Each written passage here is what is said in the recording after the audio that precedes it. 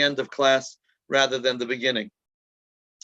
So today we're going to talk about, we also usually finish the class with Tehillim, with Psalms, which is especially important during this time to pray for those who need health, recovery.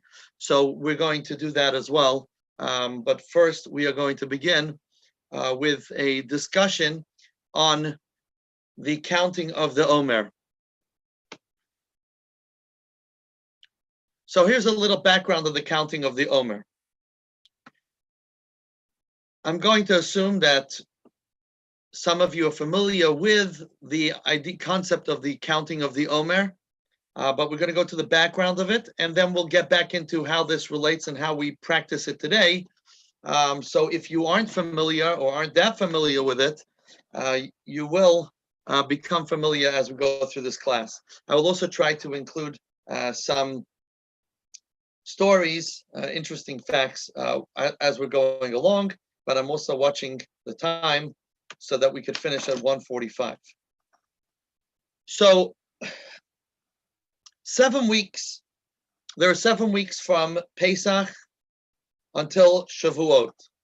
From the second day of Pesach until the holiday of Shavuot, there are 7 weeks, and it's a time for counting called Sefirat HaOmer, the counting of the Omer. The background is as follows. In the time of the temple, from the second day of Pesach, a measure of barley. How much barley? It was an amount between about 1.6 and 2.4 kilograms, which was called an Omer. So the word Omer actually means a measure. So they would take a measure, an Omer of barley from the new season's crop, and they had to bring it as an offering to the temple. Until that offering was brought, so one would not be able to use the crop for one's own use. So the first thing a person had to do was take some of their crop, this Omer, this measurement of crop, bring it to the temple. Once they brought it to the temple, then they were able to go back and use the barley for their own use. From that day, which is the second day of Pesach, now in outside of Israel, the second day of Pesach is still a major holiday. In Israel, it isn't. So the first day of Pesach is the major holiday. The second day is already the intermediate days. So the second morning, the second day of Pesach, they would bring this barley. They would gather this barley. It was prepared before the holiday. They would cut it before Pesach. They would actually tie the barley, the bundles, but they wouldn't cut it until after the first day of Pesach. Then they would cut it and they would bring it as an offering to the temple. On Shavuot, then they would bring the first of the wheat offering. So Pesach, they would bring the barley, the Omer, the measurement of barley, and then 7 weeks later, they would bring an offering of wheat from the new crop to the temple. So the 7 weeks began with bringing crop to the barley to the temple. It would end, the end of the 7 weeks, they would bring wheat to the temple. We will talk about the significance today of the wheat and how it relates to our lives today. We call the count, this time, the counting that we do, called Sefirat HaOmer, the count of the Omer, because it's the starting point of the count is taking this measurement of barley. So it's the count of the Omer, the count when we start, when we take we start to count the days between Pesach and Shavuot from the time when they brought this measurement. And so these days are called the counting of the Omer. On a simple level, our counting today is in memorial of the counting we used to do in the days of the temple. So in the days of the temple, they would count from the day they would bring the barley, the 7 weeks were over, when they would bring the the wheat to the temple. So that's on a very basic, simple level, just a little background of how this idea of counting the Omer was practiced in the times of the temple. But let's go into a little bit of a deeper understanding of the counting of the Omer. So there's more to this count than remembering a past link between two offerings. And the way we understand it is as follows. And in order to understand this, we actually have a beautiful metaphor that is given to understand the anticipation that the Jewish people had when they came out of Egypt. They were told God is going to take them out, and they were told that they're going to have 7 weeks until they're going to receive the Torah. And they were counting the days, the 7 weeks, and each of the days of those 7 weeks are 49 days.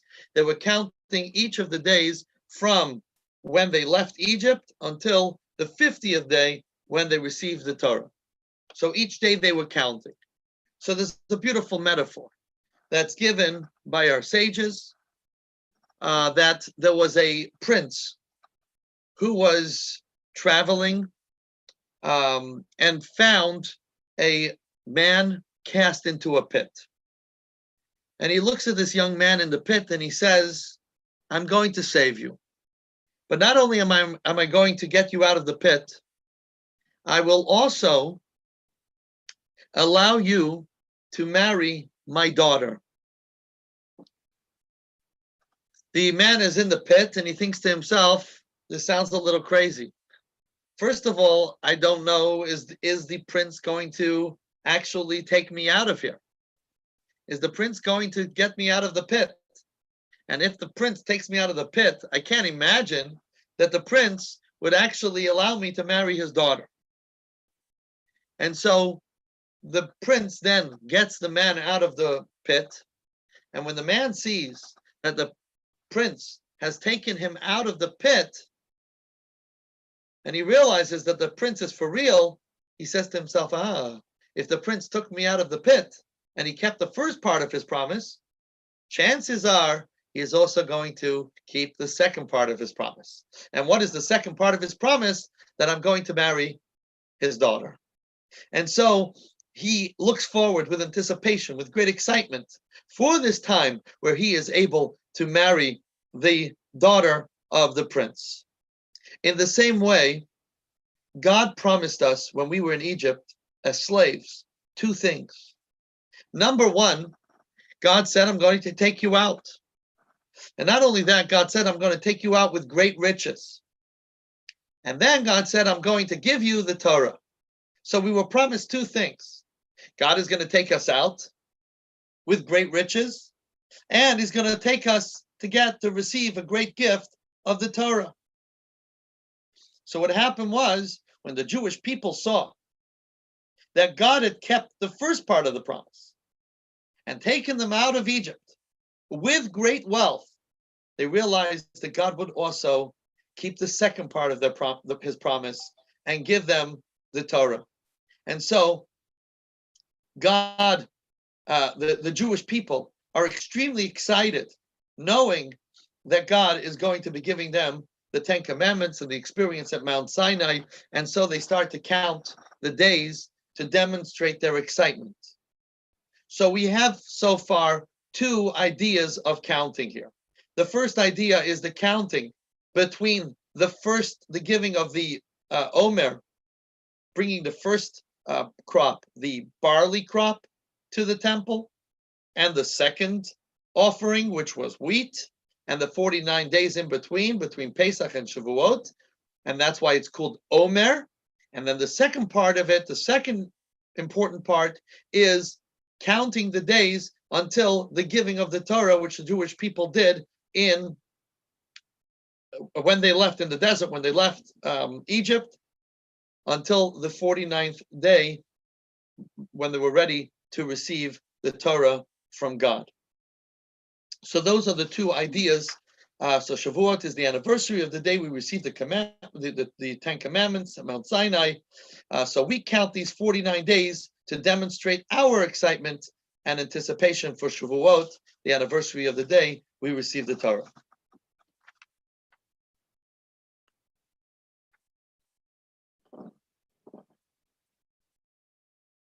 Now, there's one important thing here, and that is that when we, as Jewish people, celebrate a holiday, whether it's Pesach, Shavuot, Sukkot, we're not only celebrating and commemorating something of the past, but there are elements of the experience which actually intensify each year as we celebrate the holiday.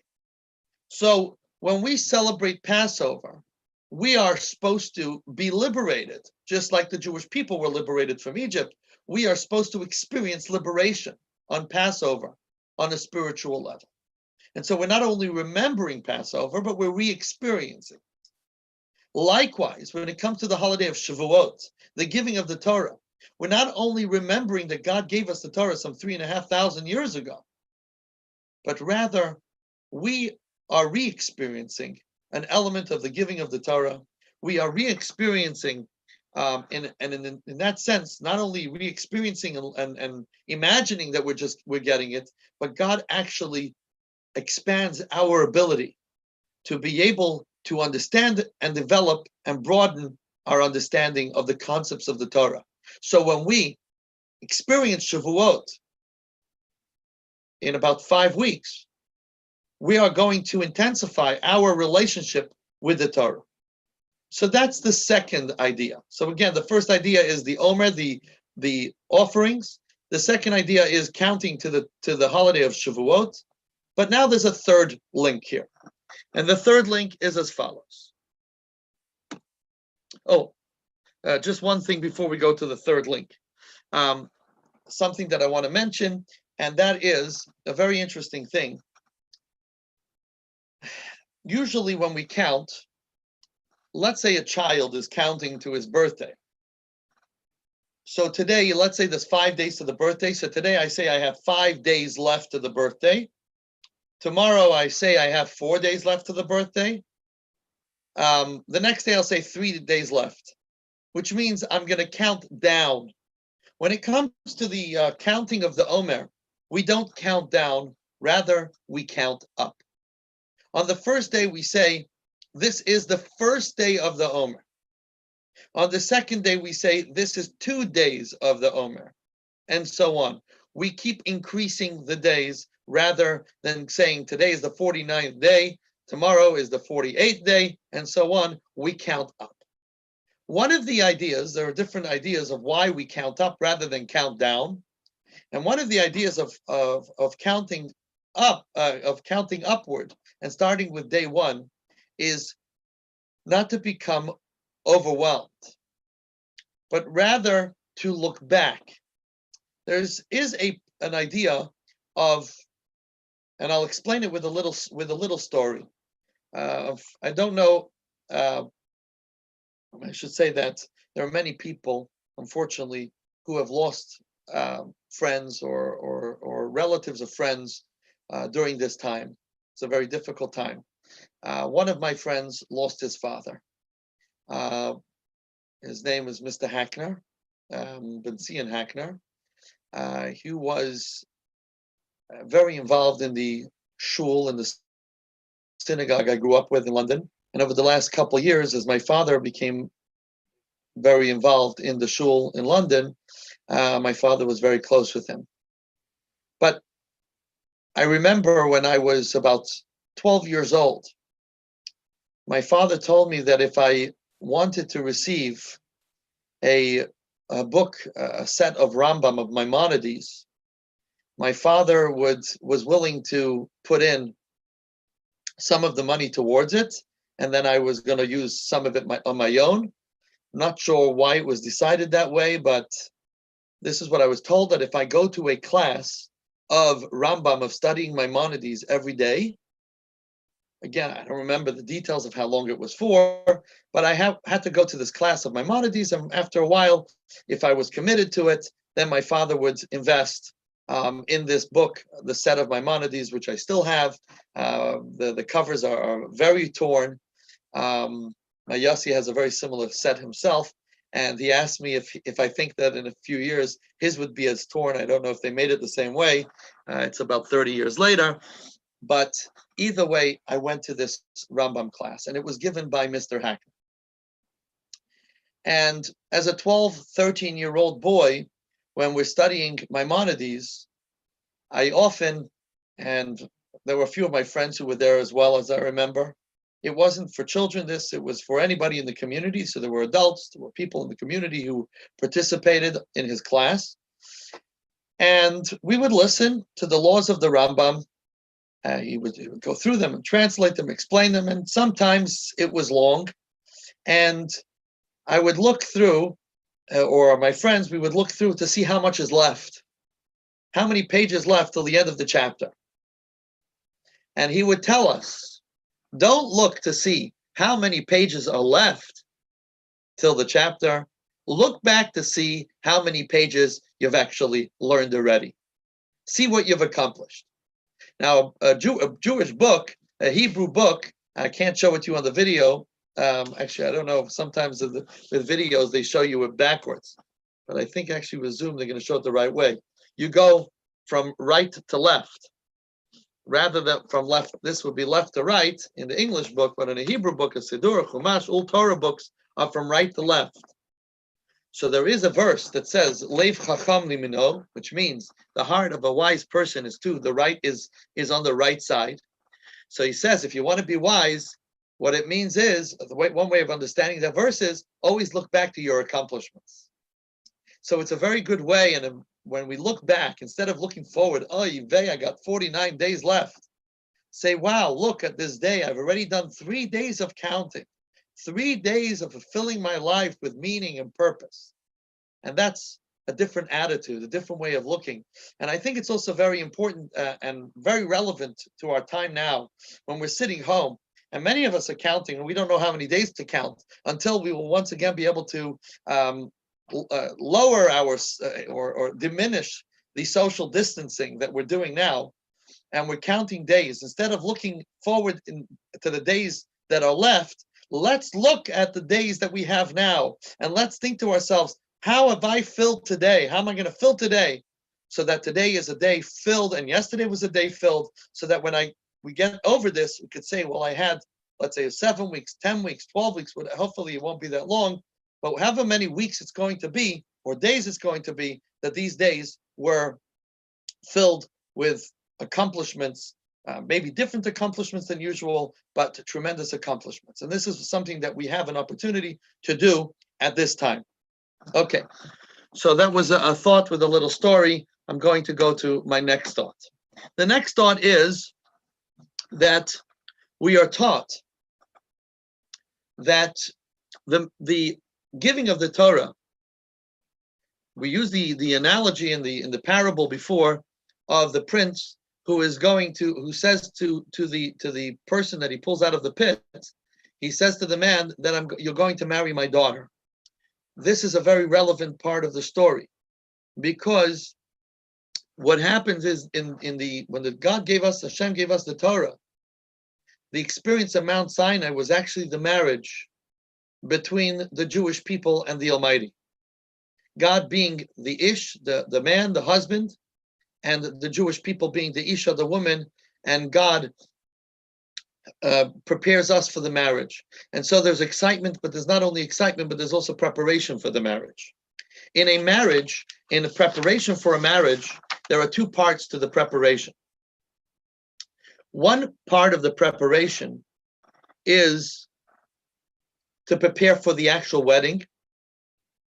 So you have to prepare the band, you have to prepare the photographer, you have to prepare the food, you have to prepare the hall, you have to prepare, there's a whole list of things. So I don't want to overwhelm you with all these exciting things that one has to prepare for.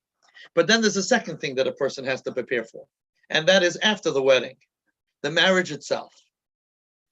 And it's interesting that in Jewish law, we very, very seldom push off a wedding, which is why in the Orthodox communities, weddings are continuing at this time, but the weddings are only being only a small, very small family members are participating in weddings, and if they are there in the area.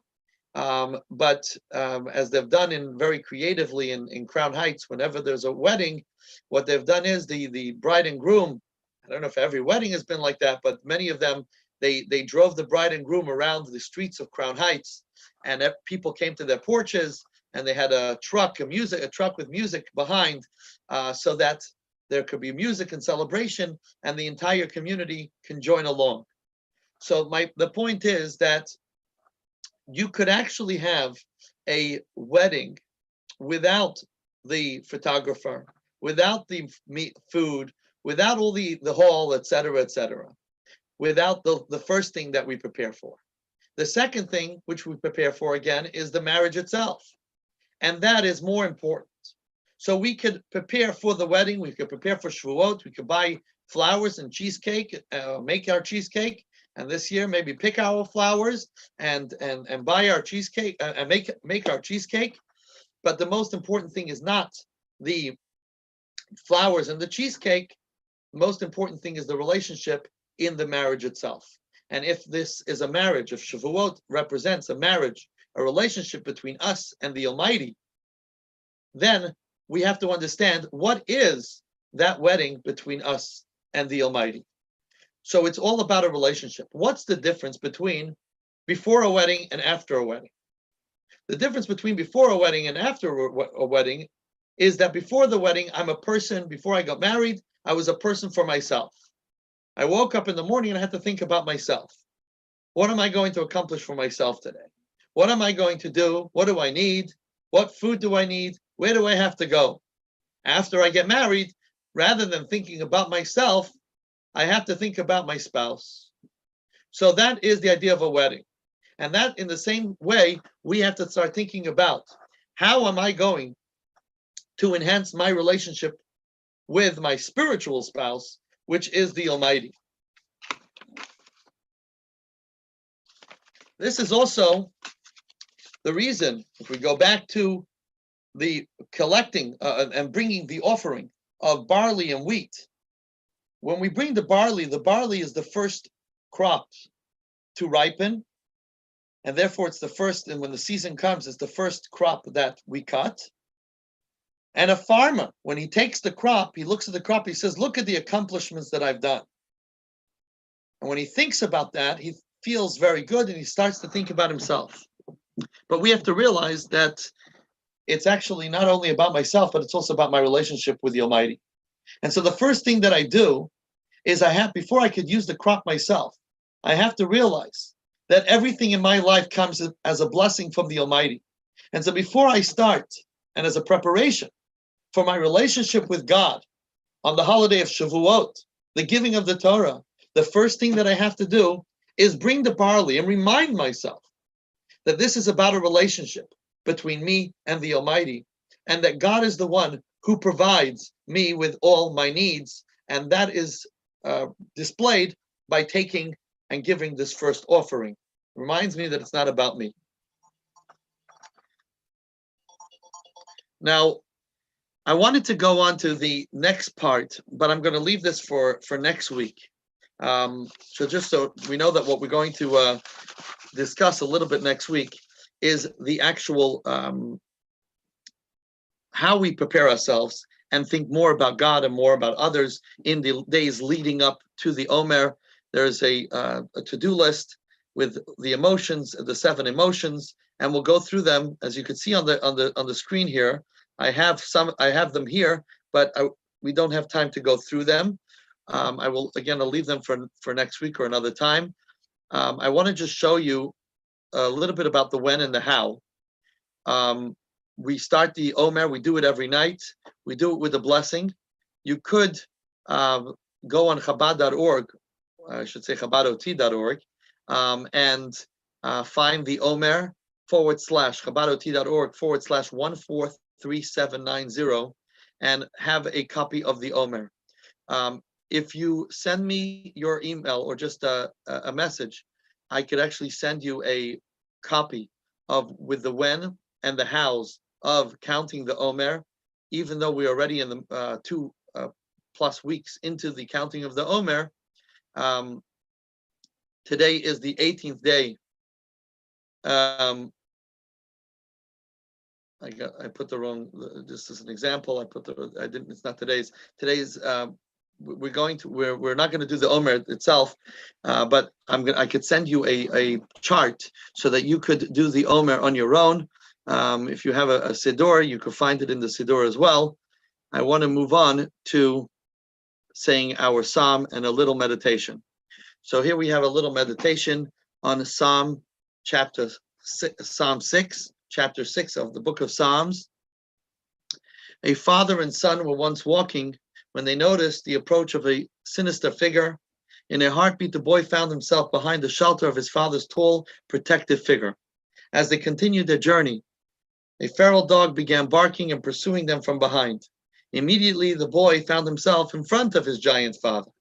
Moments later, the boy was surrounded by robbers in front of him and wild dogs from behind. He looked around, but his father was nowhere to be seen. "Father," the boy cried out desperately, "why have you abandoned me in my time of need?" "I'm right here," the boy heard his father reply in a gentle voice. "I am carrying you upon my shoulders."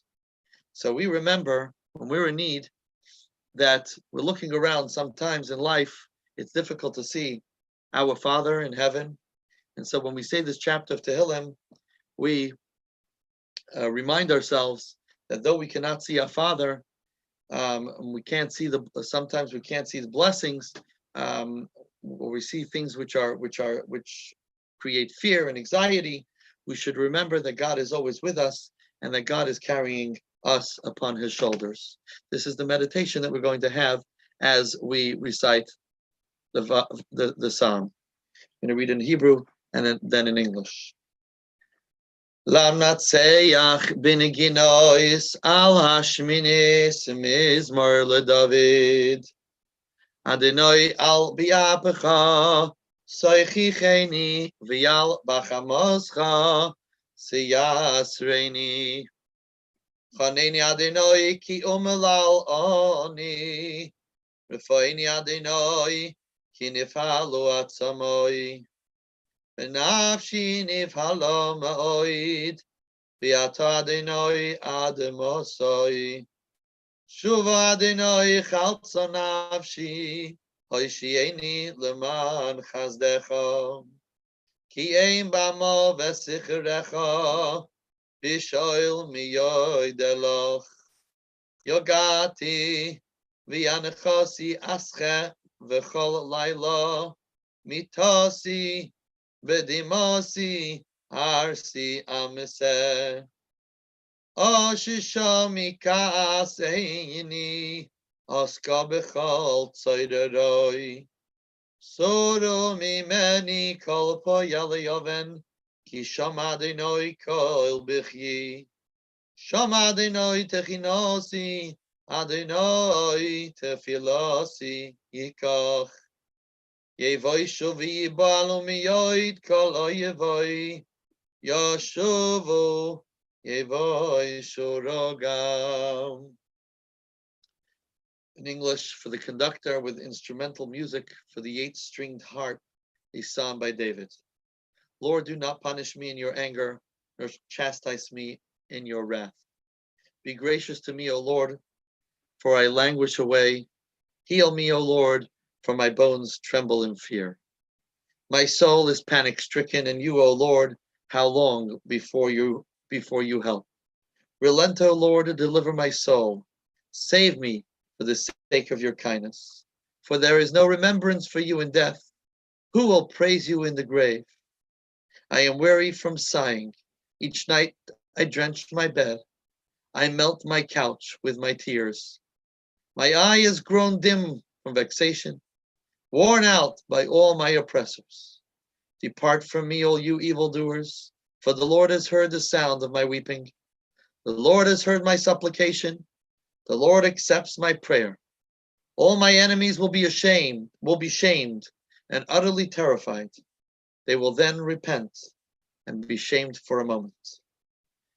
We pray that all those who are sick from the coronavirus be healed. All those who are sick from other elements, from other ailments, should be healed. And that the world should find healing and blessings with the coming of Mashiach. At this time, we are going to watch a short video presentation, subtitles at the bottom. I apologize to those who are on the phone, but this one is in Hebrew, and you could stay on and try to polish your Hebrew, but here we go with the video. Living Torah is made possible by the Print House. Sorry again. Living Torah is made possible by the Print House.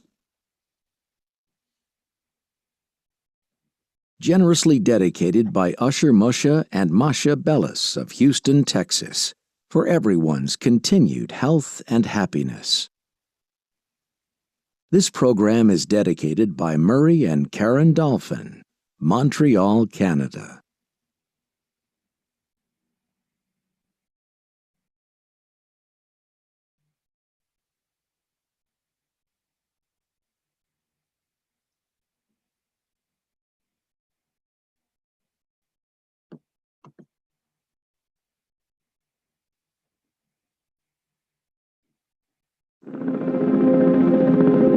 מלחמת ההתשה, נפצעתי, והשיקום הממשי שלנו היה דרך הספורט. השתתפנו כשחקני כדורעף בנבחרת הנכים של ארגון נכי צה"ל. ב-1976 התקיימה האולימפיאדה בטורונטו בקנדה, והייתי מהמייסדים והמובילים של הארגון הזה לשיקום נכי המלחמה, וחשבתי שלא יכול להיות דבר יותר מובן מאליו מאשר לטוס לניו יורק ולבקר את הרבי. והתקשרתי למזכירו של הרבי ומיד התקבלתי בתשובה חיובית בחמימות וקבענו את המועד. אני שגדלתי בקיבוץ חילוני, במסגרת חילונית, שכל הקשר שלי לדת היה רחוק מזרח ממערב, שיוסי לוקמר אמר שצריכים להיפגש עם הרבי מלובביץ', אמרתי בסדר, אוקיי, ניפגש איתו, זה לא... שמעתי עליו. הם שכנו בבית מלון במנהטן, אז כמובן שאלו שדוברי עברית נשלחו להביא אותם. כמובן הביאו אותם באוטובוסים מיוחדים, אוטובוסים בלי מושבים, כדי שיוכלו לקשור כל אחד עם העגלה שלו. לכן בסמסמנטי הוציאו את כל השולחנות מול הבמה של הרבי, שהרבי יושב, אז בעצם הושיבו שורות של חיילים הפצועים על כיסא גלגלים. וכבר כשהתקרבנו, כשירדנו מהאוטובוס, חשנו בעמולה, בהתרגשות הגדולה מסביב. הגענו לאולם גדול, בית הכנסת הגדול, ומסביב היו אלפי בני ישיבה חרדים בהתרגשות גדולה. רק לומר, אני אישית בהתרגשות רבה, וזו הייתה איזו רוח מיוחדת, רוח של קדושה, ויצא הרבי ועלה לבמה ודיבר עלינו. אני אדם בעבור אשכנזית, שגם סיכרסי, שכולם יבינו את זה. היה איתנו מתורגמן שעמד לתרגם ביידיש, ולהפתעתנו הרבי דיבר איתנו בעברית, מה שנקרא עברית של ביאליק, במילאל. וראית שעומד מולך איש מאוד מיוחד, מאוד אחר, והמסר שלו היה, אתם חזקים, אתם גיבורים, אתם לא נכים. אין בית נכה מהשם שנסים למישהו שהוא נכה, שזהו מראה על משהו נחיסוס וירידו, כי אם אדרבה צריך להדגיש בזה שהוא משהו מיוחד ומצוין על ידי ברי האדם, שנוסם לכיחס מיוחדים יסיירים על מה שישנו לאדם מן השורה, ולכן דווקא ביכולתי להסגבר על קושיים ומניעס שאין ביכולת להסגבר עליהם לאדם מן השורה. ולכן הייתי מציע שישנו השם ויקורו מצוינים בישראל. ישבנו קסומים שמה, האזנו לדרשה שלו, ואני כאדם שעסקתי כל חיי בתחום הזה, אני יכול לומר שדברי הרבי היו נר לרגליי, ומצאתי אנשים שנפגעו בצורה הכי קשה, עיוורים ומשותקים וכן הלאה, ובמעט שנשאר להם, הם הגיעו להישגים הכי גדולים שאדם יכול לתאר לעצמו, שזה דבר שאדם שלא מכיר את התחום הזה וכן הלאה לא יכול להאמין. וזה הרבי תפס מיד כשהוא ראה אותנו וכשהוא קיבל אותנו. ובעזרת ההתייחסות של הרבי שקרא לנו מצויני צה"ל, בעקבות זה עם השנים אני הייתי שותף להקמה של ארגון שנקרא אתגרים, ארגון שמנסה באמצעות ספורט אתגרי, לקחת ילדים עיוורים וקטועים ומשותקים וגרועי נפש מנטלית. היום אני מביא אותם למאות, לאלפי, אפילו לעשרות אלפי החולים שלי, ובצורה זו אני מצליח לרפא אותם. המאור פנים של הרבי היה מאור פנים, תמיד היה מאור פנים של הרבי, באור יקרות, אבל בפעם הזאת היה משהו מיוחד ויוצא דופן, שראו איך שהרבי מגלה אהבה מיוחדת.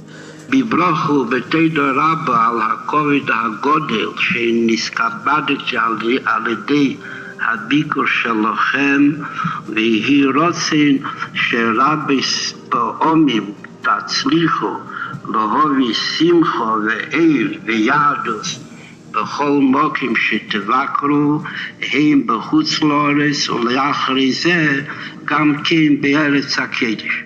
וכשהוא סיים את הדרשה, הרבי ירד אלינו, דבר שאמרו לי שזה דבר שהוא לא מקובל.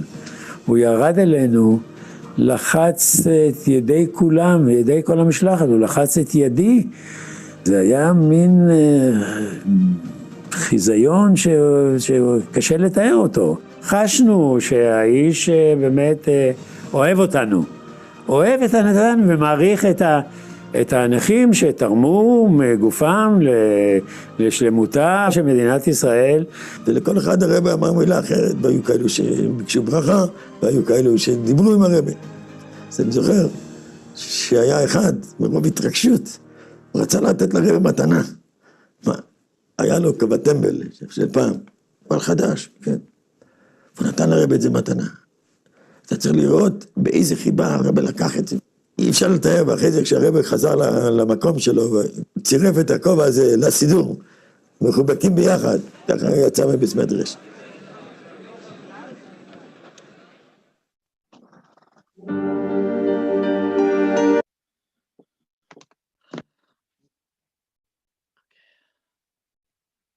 So at this time, I want to thank everybody for joining us today, and